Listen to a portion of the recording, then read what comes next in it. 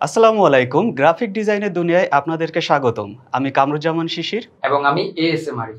Professional graphic design কোর্সের এই ভিডিওতে আজকে আমরা দেখব গ্রাফিক ডিজাইনের দুনিয়াটা কত বড় এবং এই গ্রাফিক ডিজাইন দিয়ে কি কি করা যায়। চলুন তাহলে শুরু করি।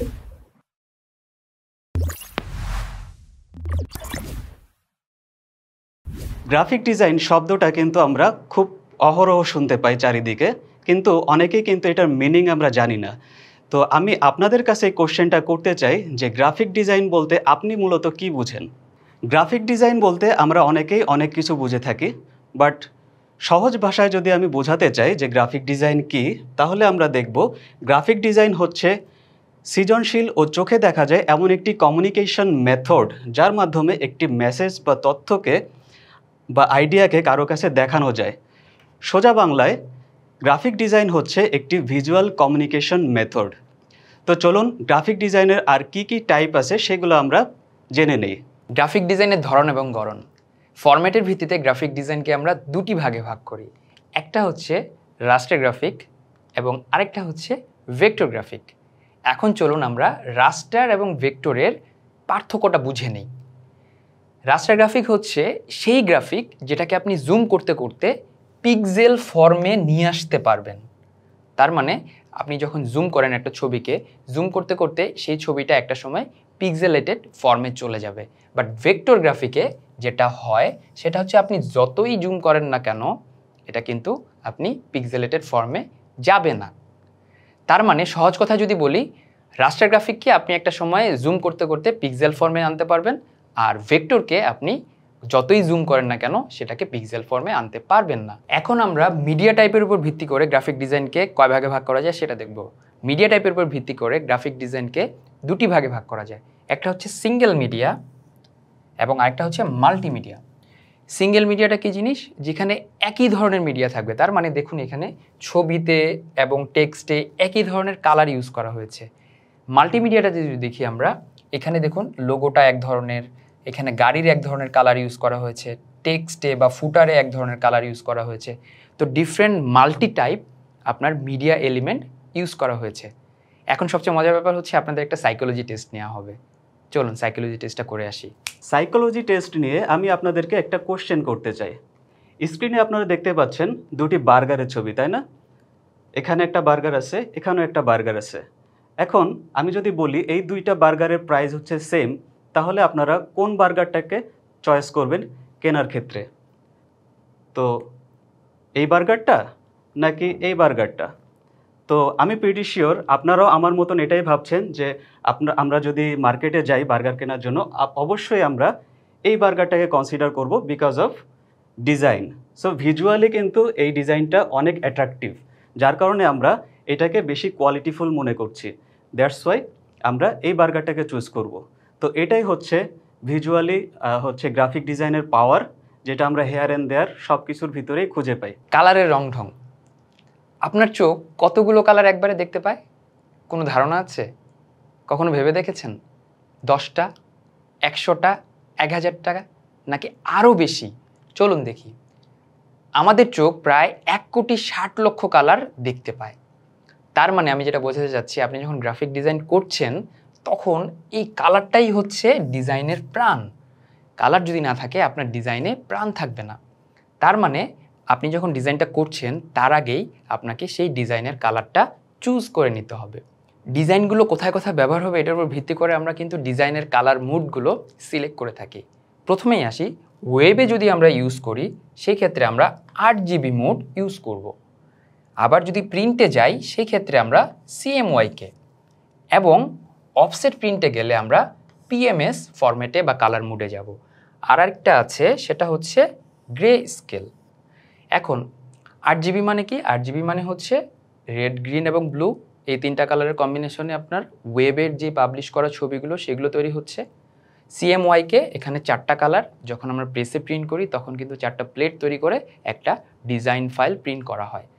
আর আসছে হচ্ছে PMS হচ্ছে আপনার অফসেট প্রিন্টিংয়ের ইন্ডাস্ট্রিতে এটা ইউজ করা হয়। এছাড়া আরেকটা যেটা, সেটা হচ্ছে কমনলি আমাদের অফিসে ইউজ হয়, সেটা হচ্ছে গ্রে স্কেল। আমরা কিন্তু অফিসের সব ডকুমেন্ট আমরা ব্ল্যাক অ্যান্ড হোয়াইটে প্রিন্ট করি বেশিরভাগ ক্ষেত্রে।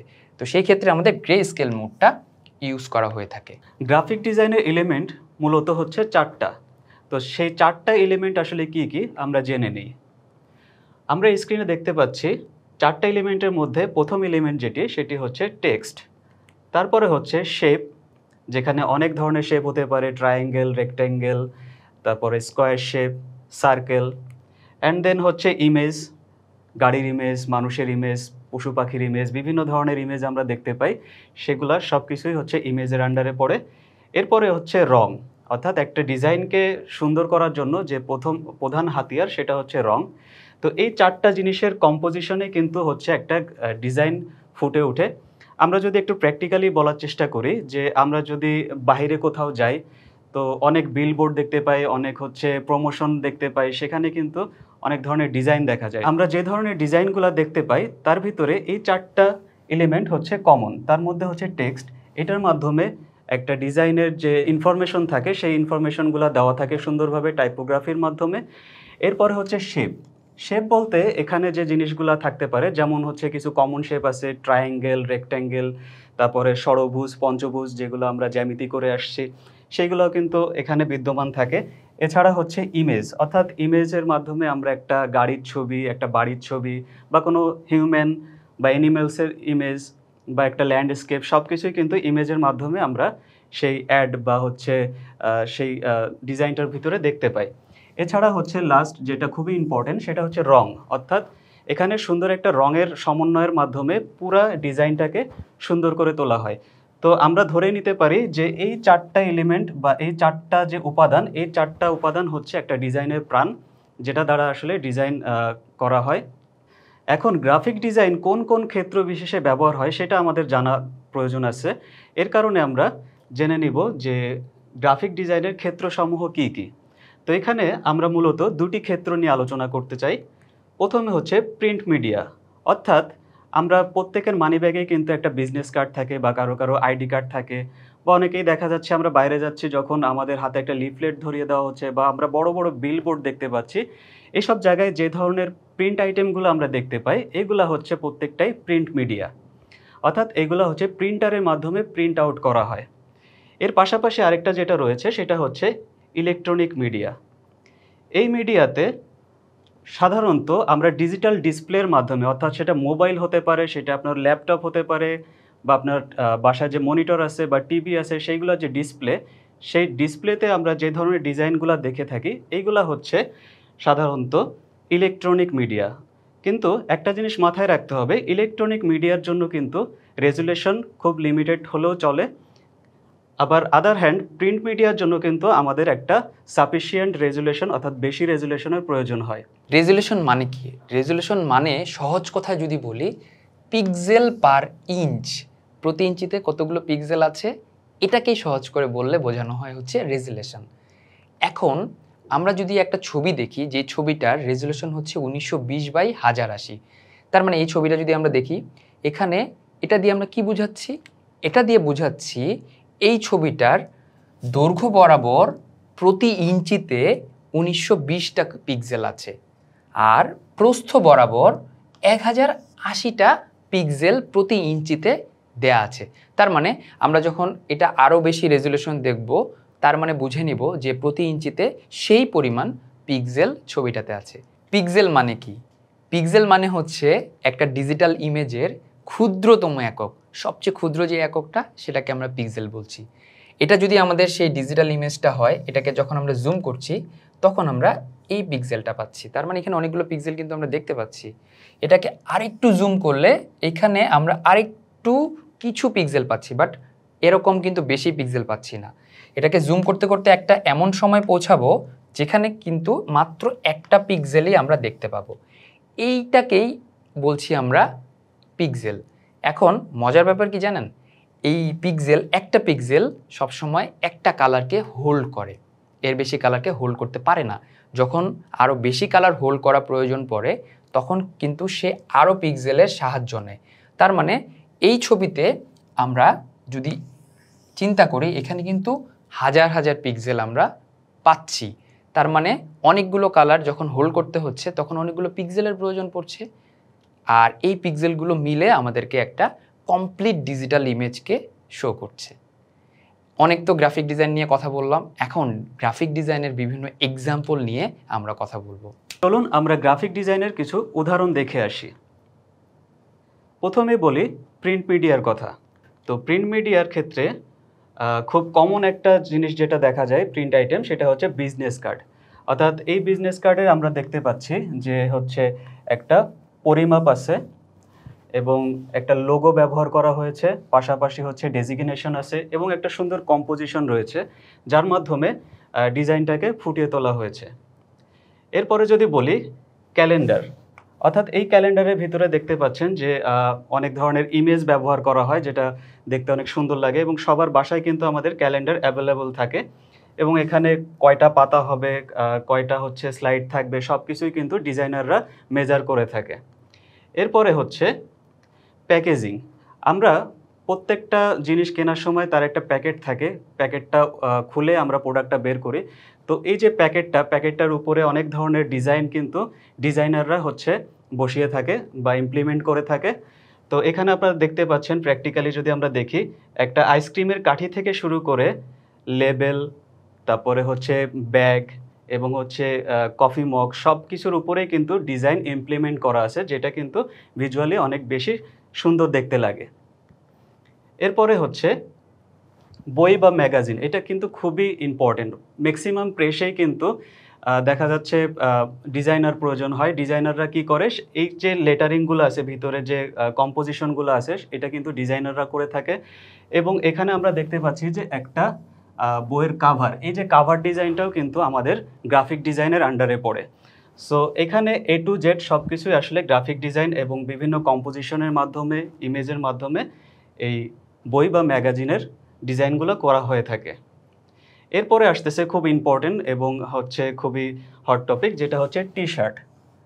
অর্থাৎ টি শার্টের মধ্যে আমরা বিভিন্ন ধরনের টাইটেল দেখতে পাই, বিভিন্ন ধরনের হচ্ছে টাইপোগ্রাফি দেখি এবং সাথে ইমেজও মার্চ করা থাকে, বা কিছু কিছু সময় হচ্ছে আমরা রিয়েল লাইফ ইমেজ দেখি, যেমন এখানে একটা টাইগারের ইমেজ দেখতে পাচ্ছি, এখানে হচ্ছে একটা ফায়ার এফেক্ট দেখতে পাচ্ছি, যেখানে কিছু হচ্ছে এলিমেন্ট ব্যবহার করা হয়েছে। তো জিনিসটা কিন্তু দেখতে অনেক অ্যাট্রাকটিভ লাগতেছে। সো এইভাবে কিন্তু বিভিন্ন ধরনের প্রিন্ট আইটেমগুলো ডিজাইন করা হয়ে থাকে। তো এতক্ষণ আমরা প্রিন্ট মিডিয়া সম্পর্কে জানলাম, প্রিন্ট মিডিয়ার যে ক্ষেত্রগুলো সেগুলো সম্পর্কে জানলাম। এর বাইরেও কিন্তু অনেক ধরনের প্রিন্ট আইটেম রয়েছে যেগুলো আমরা সচরাচর দেখে থাকি। তো এইগুলা কিন্তু সাধারণত আপনার আমার মতোই ডিজাইনাররাই প্রোভাইড করে থাকে। তো চলুন এরপরে আমরা ইলেকট্রনিক মিডিয়া নিয়ে আলোচনা করি। এখন আমরা দেখব ইলেকট্রনিক মিডিয়ার কিছু এক্সাম্পল। তার মধ্যে সবচেয়ে ফেমাস একটা, যদি আমরা ইলেকট্রনিক মিডিয়া বলি, সেটা হচ্ছে সোশ্যাল মিডিয়া পোস্ট। আমরা যখন ফেসবুক বা ইনস্টাগ্রাম স্ক্রলিং করি তখন কিন্তু আমরা এই ধরনের পোস্টগুলো বা প্রোডাক্ট পোস্টগুলো আমাদের চোখে পড়ে। এরপরে যদি আসি ওয়েব ডিজাইন, আমরা যখন কোনো ওয়েবসাইট ব্রাউজ করছি বা কোনো একটা ওয়েবসাইটে কোনো কিছু খুঁজছি, তখন কিন্তু আমরা যে ডিজাইনটা দেখি সেটা হচ্ছে আপনার ইলেকট্রনিক মিডিয়ারই একটা পার্ট, যেটাকে আমরা ওয়েব ডিজাইন বলে থাকি।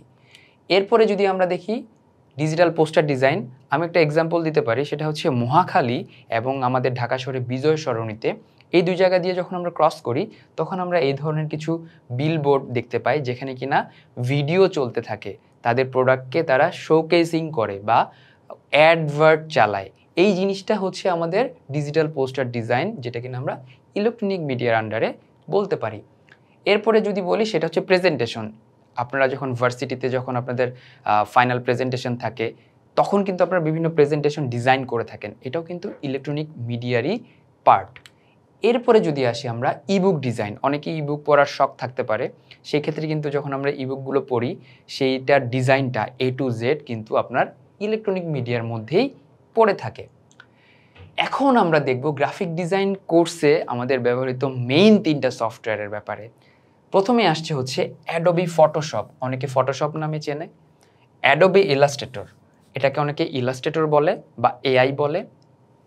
দেন অ্যাডোবি ইনডিজাইন, আমরা এই দুটাকে খুব বেশি শুনলেও এটাকে কিন্তু মোটামুটি আমরা খুব বেশি শুনি না। প্রথমে যদি ফটোশপের কথা বলি, ফটোশপ দিয়ে আমরা কী কী ডিজাইন করে থাকি?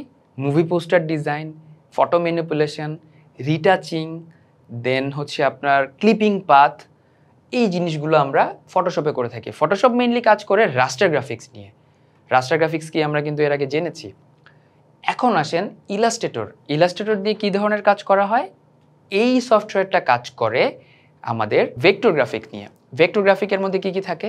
যেমন লোগো ডিজাইন, দেন বিভিন্ন ধরনের ইলাস্ট্রেশন, দেন হচ্ছে প্রিন্ট মিডিয়ার যে কাজগুলো, যেমন ভিজিটিং কার্ড, পোস্টার, ব্যানার, এগুলো। এখন আসি একটু আনকমন একটা সফটওয়্যার, বাট খুবই এফেক্টিভ একটা সফটওয়্যার, সেটা হচ্ছে অ্যাডোবি ইনডিজাইন। এটা মেনলি ইউজ করা হয় ইন্ডাস্ট্রিয়াল প্রিন্টিংয়ের ক্ষেত্রে, যেমন ম্যাগাজিন, বই বা ক্যালেন্ডার ডিজাইনে। এটা এই 3টা ডিজাইন বা এর বাইরেও কিছু ডিজাইন আছে যেগুলোর জন্য অ্যাডোবি ইনডিজাইন কিন্তু ইউজ করা হয়। আমরা এই কোর্সে এই ফটোশপ, ইলাস্ট্রেটর এবং ইনডিজাইন সম্পর্কে খুঁটিনাটি সব কিছু জানবো। সো এই ভিডিওতে আমরা দেখলাম গ্রাফিক ডিজাইন কি, গ্রাফিক ডিজাইন কোন কোন এরিয়াগুলো নিয়ে কাজ করে এবং গ্রাফিক ডিজাইন করতে কোন কোন সফটওয়্যারের দরকার পড়ে। এখানে তো আমরা সংক্ষিপ্তভাবে শিখলাম। আমরা এই পুরো কোর্সে কিন্তু আরও বিস্তারিতভাবে প্রজেক্ট ধরে ধরে পুঙ্খানুপুঙ্খভাবে প্রতিটা জিনিস শিখব। আমি কিন্তু খুবই এক্সাইটেড আপনাদেরকে এগুলো শেখানোর জন্য। দেখা হবে নেক্সট ক্লাসে। ভালো থাকবেন সবাই, সুস্থ থাকবেন। আল্লাহ হাফেজ।